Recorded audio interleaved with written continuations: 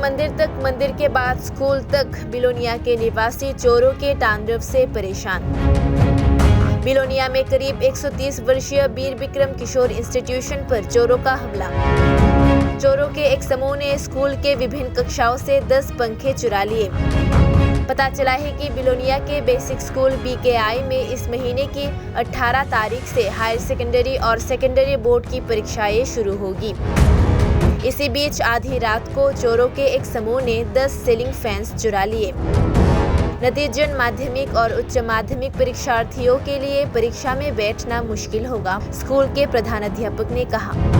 बिलोनिया थाने से 100 मीटर दूर BKI school में प्रशासन को नींद में रखकर रात के अंधेरे में कैसे चोरी किया, ये सोचकर ही शहर के लोगों को नींद नहीं आ रही। पिछले कुछ महीनों में बिलोनिया में चोरों के गिरोह ने घरों, मंदिरों, अस्पतालों, स्कूलों, कॉलेजों और हर जगह से कई कीमती सामान लूट लिए हैं।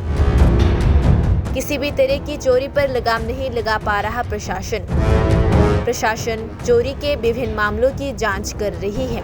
जहां देखा गया, बिलोनिया में एक घर किराए पर लेकर अगरतला से लोग यहां चोरी के लिए आते हैं। शहरवासियों ने अनुमान लगाया है कि चोरी नियमित रूप से नशा के वित्त पोषण के लिए हो रही है। BKI स्कूल के कार्यवाहक प्रधानाध्यापक गणेश चंद्र कर ने शिक्षा विभाग के अधिकारियों को उपाय करने की जानकारी दी, ताकि उच्च माध्यमिक और माध्यमिक परीक्षार्थियों को परीक्षा देने में कोई कठिनाई ना हो, और प्रशासन से आग्रह किया कि ऐसी चोरी को जल्द से जल्द बंद किया जाए। नमस्कार, আমি teacher in-charge Brajan education institution BKI। গত রোববার রাত্রে আমাদের এখান থেকে 10টা ফ্যান চুরি হয়ে যায় আমাদের রুমগুলি থেকে, ক্লাসরুমগুলি থেকে।